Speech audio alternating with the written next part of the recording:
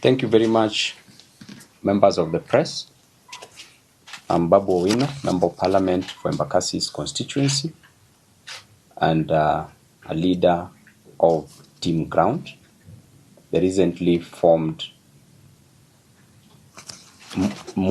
political movement that is doing the work under the doctrine of separation of powers, checks and balances, as was discovered or opined by Charles Louis de Montesquieu in the 17th century. So in this century, we are proceeding with his work to keep checks and balances on both the county governments and also the national government. Today, I want to issue the current sorry state of the Nairobi County government. Yesterday, the governor of Nairobi, Johnson Sakaja, did issue the state of the county, but to our surprise and the surprise of many Nairobians and Kenyans, there are so many flaws that has been committed in Nairobi County. To this extent, we have come up and analyzed the Auditor General's report that was released yesterday, 107-page report that is talking about the situation in Nairobi County. We have analyzed page by page from page 1 to the last page, which is page 107, and we have come up with the following facts, the conclusion to which there is serious misappropriation of funds in Nairobi County. There is serious embezzlement of funds in Nairobi County. There is serious pilferage of funds in Nairobi County. There is serious defrauding of the hard-earned money for the Nairobians, and there is serious misrepresentation of facts. To be short, the factoids presented by the current governor of Nairobi County. And therefore, if we want, number one, we want to talk about the type of audit opinions. And number one is the unqualified opinion. If the auditor talks about unqualified opinion, means that things are okay and there is no any problem with the books of the account. If the auditor general talks about qualified opinion, means that there are audit queries, but adequate information provided in the audited statements. And if they recommend a disclaimer, then it means that information provided for audit is inadequate. And lastly, if there is an adverse opinion, then it means that the situation is terrible because of material and pervasive breaches.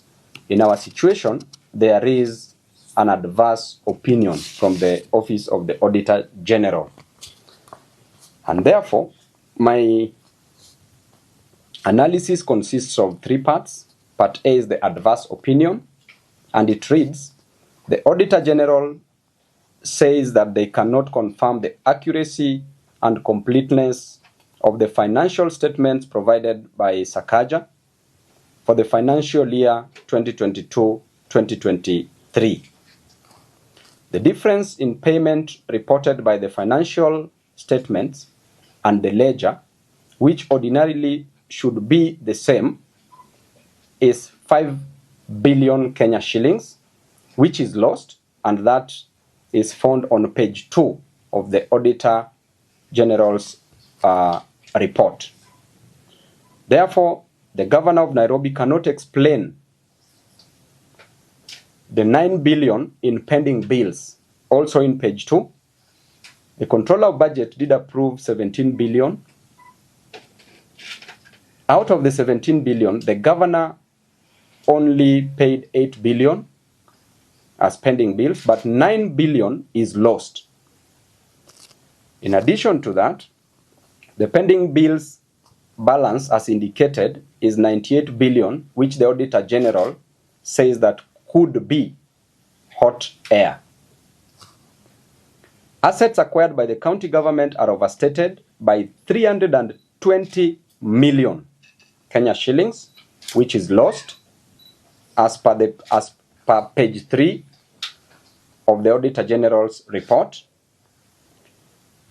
Next is the bank balances show that KRB, the RMLF indicates that 818 million Kenya shillings, that is what it indicates, while it should be 965 million Kenya shillings, which means that 147 million Kenya shillings is lost. Lost by lost means stolen or defrauded. Next is the recurrent account reports nil. The current account reports nil balance while it should have 365 million Kenya shillings, which means that 365 million shillings is also lost. Next is the revenue account shows closing balance at nil, while it should have been 1.9 billion Kenya shillings. Its opening balance also shows nil, while it was 1.3 billion Kenya shillings. Therefore, the total amount of money lost there is 3.2 billion Kenya shillings. That is found on page 3 of the Auditor General report. Part D of it says that balances of 561 million in 43 bank accounts not supported at all. Auditors cannot confirm the accuracy of cash balances of 1.44 billion Kenya shillings. Number 7, for assets acquired through NMS amounting to 620 million Kenya shillings, which is unsupported, payments were made of 3.5 billion shillings and a further 3.7 billion Kenya shillings found on page 4. Air was paid. By air, it can mean oxygen, carbon dioxide, or any other air. Air was paid, or hot air was paid for at 60.8 million Kenya shillings, apparently for floodlights, but no supply was done and no entry was made for the same, found on page 4 of the report. Sakaja says he paid salaries of 11.2 billion Kenya shillings, but records of banks and IPPD shows only 8.8 billion Kenya shillings. Hence, 2.2 billion Kenya shillings was paid to ghost workers. By ghost workers, now it means that that money has been stolen. Purported payments of 161 million Kenya shillings and 93 million Kenya shillings to temporary workers were not supported by any documents at all. That is on page 5 of the report. Number 10, 226 million Kenya shillings from the salary account was paid through 46 fictitious transactions, not supported at all and not related to salaries, which means 226 million again stolen. That is on page 5 of the report. That is part A on adverse opinion. Part B says other emphasis. Other areas where money has been lost. Number 1, despite reporting to have spent 29.2 billion against a budget of 39.6 billion, the county committed additional 17.8 billion, meaning it spent a total of 47.1 billion, which is 7.5 billion shillings above the budget. Now you can see where the fraud is, because they've budgeted for money, but they've spent above what they budgeted for. So which means they were spending on what they didn't budget for. That is on page 6 of the report. Despite the county having a whooping, that is number 2, despite the county having a whooping 832 cases, this is where now there is serious fraud. The county had 832 cases. A mere 11 advocates were owed 10.7 billion Kenya shillings. 11 advocates owed 10.7 billion Kenya shillings in fees, and a further 121 advocates owed another 10.2 billion Kenya shillings. Hence, legal fees for 132 lawyers stood at 20.9 billion Kenya shillings. So you want to tell me that Sakaja has already paid 11 advocates 10.7 billion Kenya shillings. It means that every advocate was pocketing 1 billion, close to around or approximately 1 billion Kenya shillings. What is the governor doing? That is found on page 6. The county has not resolved audit issues raised by the previous audit report. Number 4, the county did not report the various funds being run by the county, e.g. disaster fund. And there you heard what happened even in Embakasi East constituency when there was serious disaster resulting from the gas explosion. A budget of 285 million disappeared. Not even a shilling was used to help any of the victims from the county government. Not even a mattress, not even Piriton was bought to give my people to sleep so that they could not feel the pain.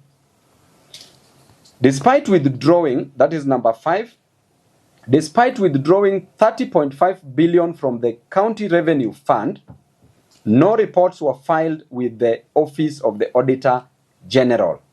Remember, 30.5 billion was withdrawn, but no report filed.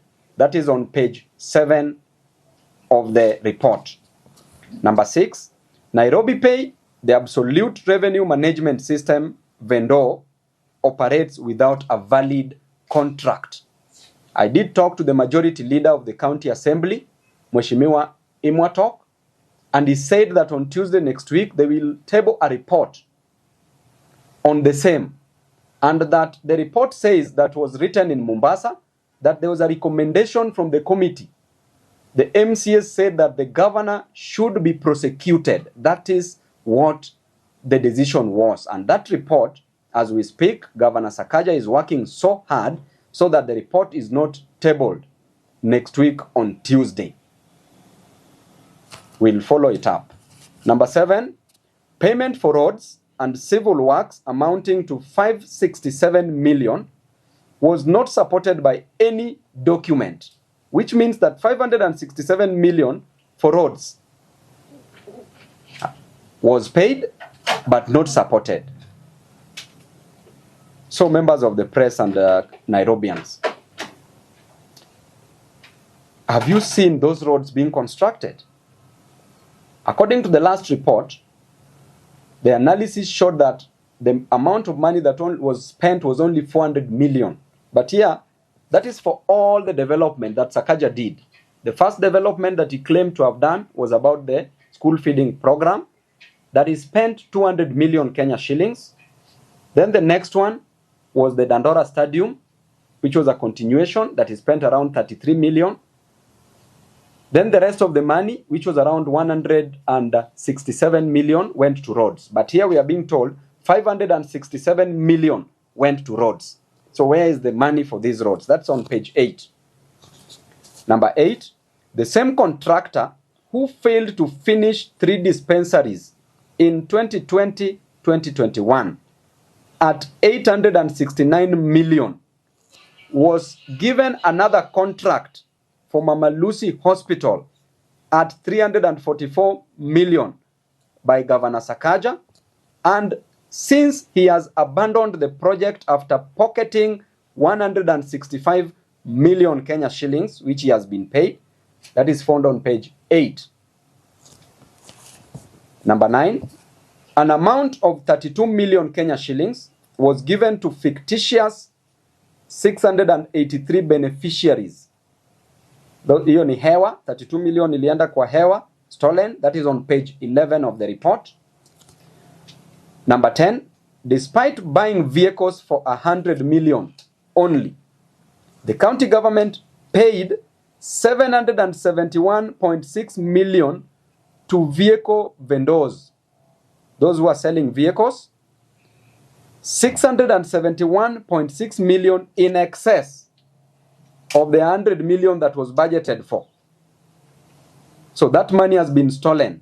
Remember, the vehicles were supposed to be bought at 100 million, but the amount of money that was paid to the person who was selling the vehicles was 771.6. Therefore, 671.6 million has been stolen, found on page 12 of the report.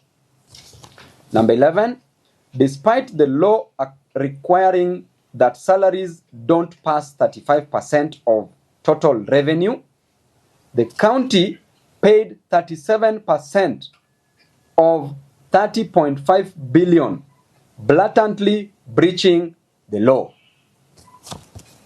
Number 12, incompetence and deals facilitated double payment of leave allowance of 15.4 million to 178 favored county staffs, found on page 13 of the report.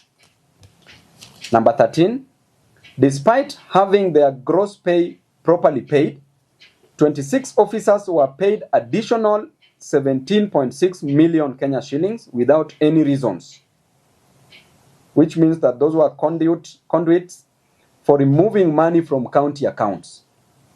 That is found on page 14.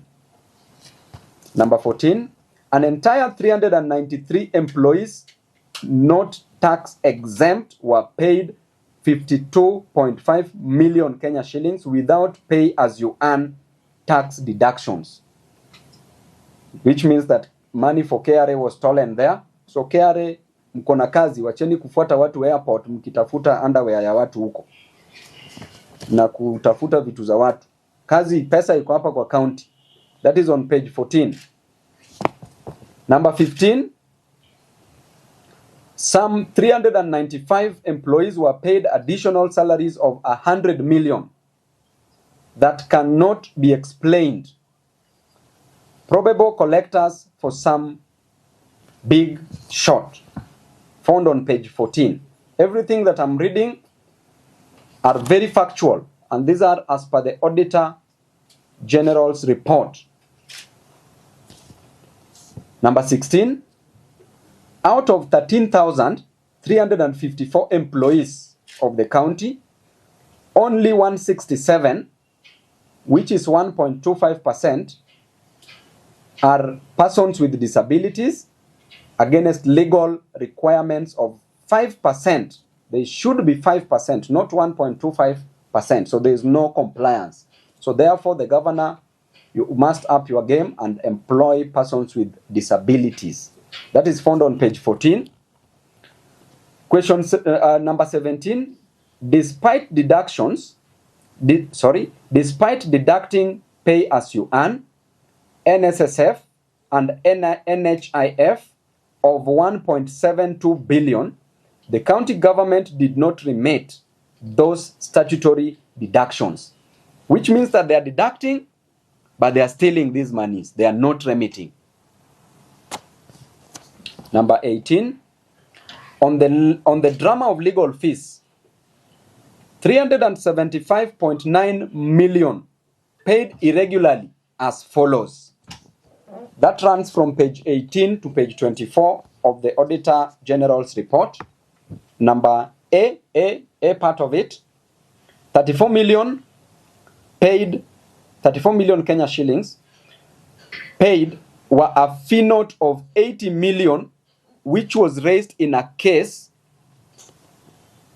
which was before the High Court in a commercial transaction, case number 1581 of 2014, to defend the county on outstanding land rates of 5.4 million. So 34 million was paid. Okay?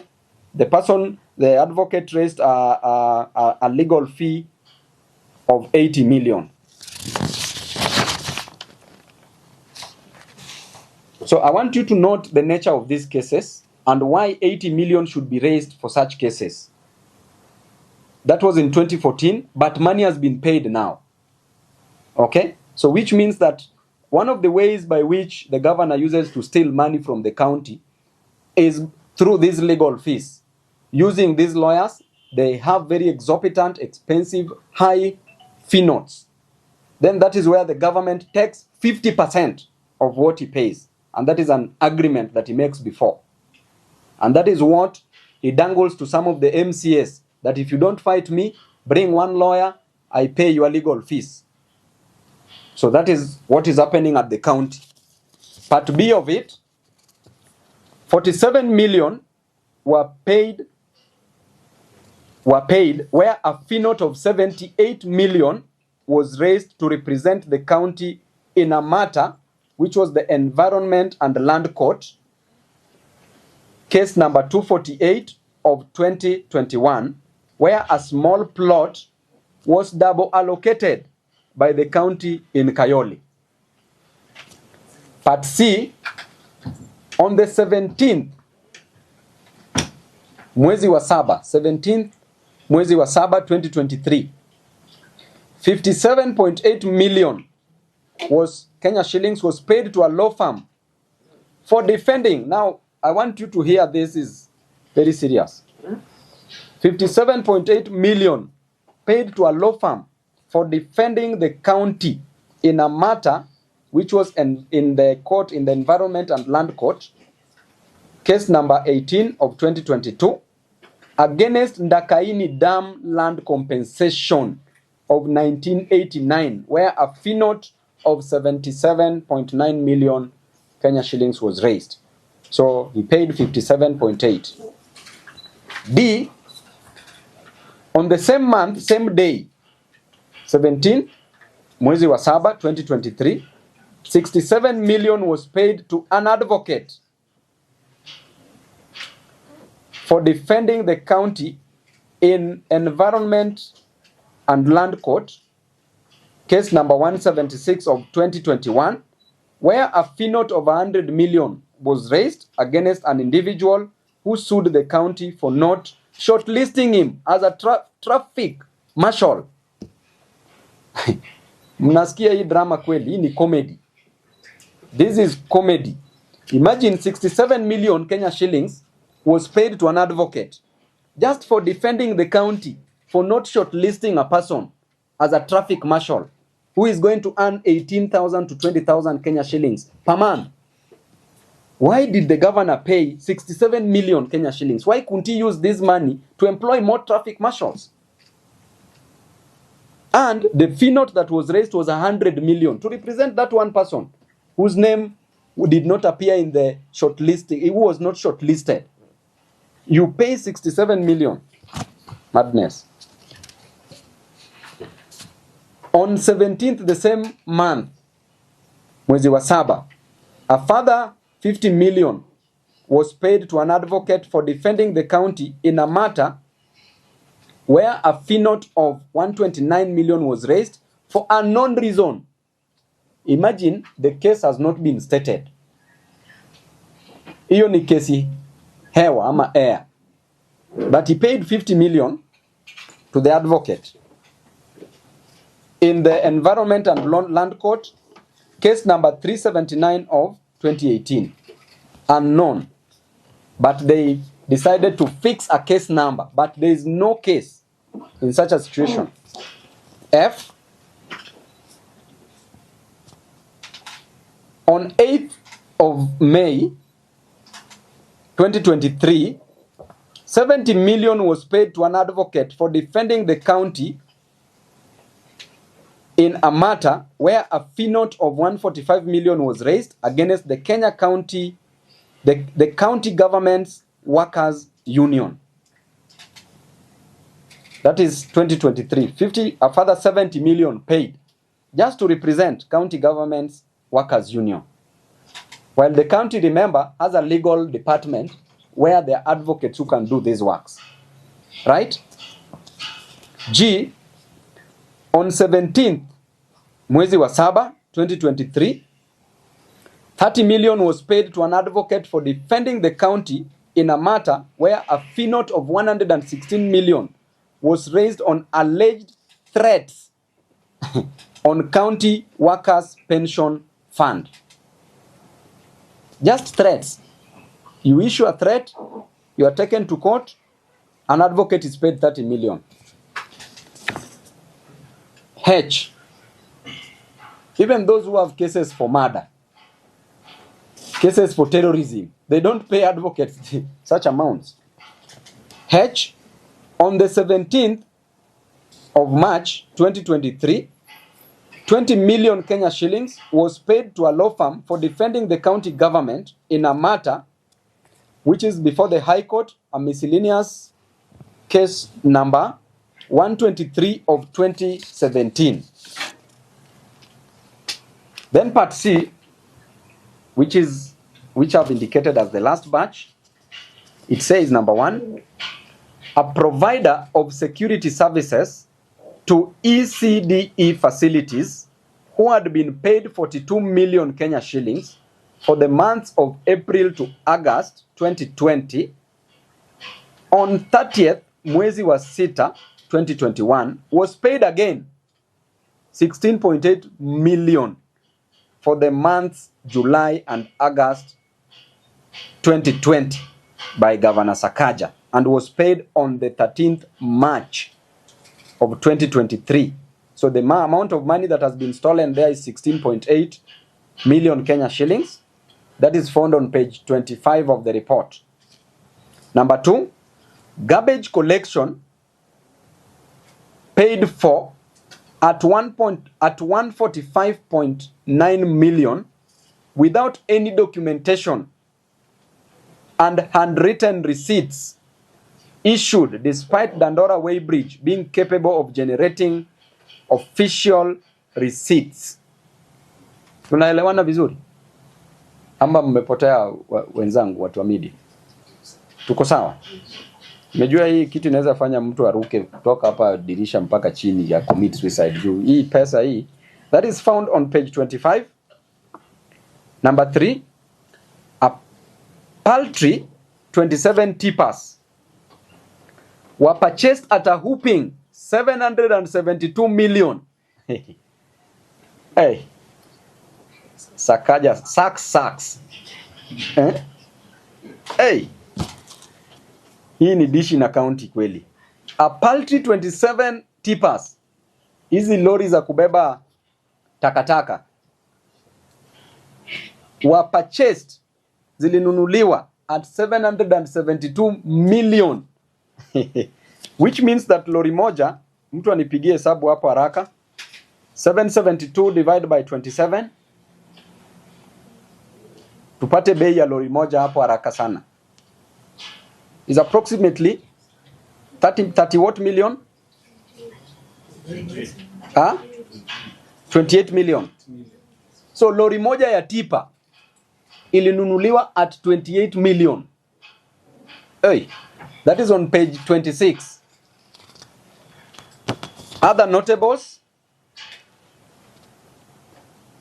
Governor Sakaja has refused to appoint critical staff. This is also in the report. Number 1, as critical as a county secretary who serves as a secretary to the cabinet and head of county public service is county public service has not been appointed a substantive office holder for 19 months. Someone is still acting with restricted powers. Number 2, on the 35 accounting officers, only 29 have been appointed 19 months down the line. The question is, aren't there enough qualified people in Nairobi to do the jobs? Why haven't we appointed the 16 remaining? Number 3, there is a case seeking to nullify the appointment of Sakaja's County Public Service Board members due to breach of the law. So that means clearly that he's a lawless man, as you can see. And therefore, Sakaja's state of the county was merely diversory.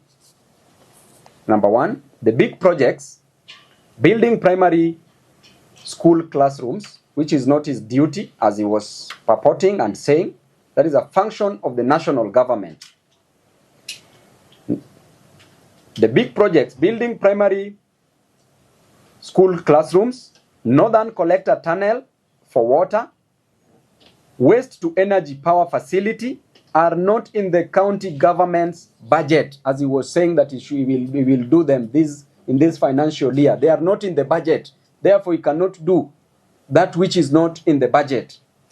Number 2, the county was running a budget of 42 billion with a development portion of 12 billion Kenya shillings. So the question is, where does this money go to? Because this financial year, clearly, Sakaja has only spent 400 million Kenya shillings. So where is the rest of the 12 billion? We are finishing our financial year in June. Number 3, as at 31st December 2023, end of financial year 2023-24, Sakaja had only collected 3.8 billion in on-source revenue. How can he lie that he collects the budgeted 19 billion on the on-source revenue? And if indeed he said that he collects that, then where is the balance, the deficit? Where has this money been taken to? Because he says that he collects money. So where is this money taken to? Number 4, Dishina County is getting funding from government development partners, from the national government, from the county government. And kitchens being built by the county government. Who is this so-called implementing partner? They've not been mentioned anywhere. Where and what is the contract between them and the county? That's a sensitive docket where you cannot say that you are in a contract with somebody and that contract is impliedly. The contract must be expressly. It must be put down on paper because that's a sensitive docket. We are dealing with children. We want Governor Sakaja to come out and account to the people of Nairobi on the specific resources budgeted for and entrusted with him from the equitable share of revenue, which is 20 billion Kenya shillings, on-source revenue of 19.9 billion Kenya shillings, and 3 other additional conditional allocations of 2 billion Kenya shillings. Whatever he chooses to do with other funds will be the subject of audit and accountability as and when those funds are available. Therefore, the people of Nairobi are not interested in drama. They are not interested in Dimples anymore and damn talks. They need services in all the fundamental areas where the Constitution devolved functions to counties. Thank you very much.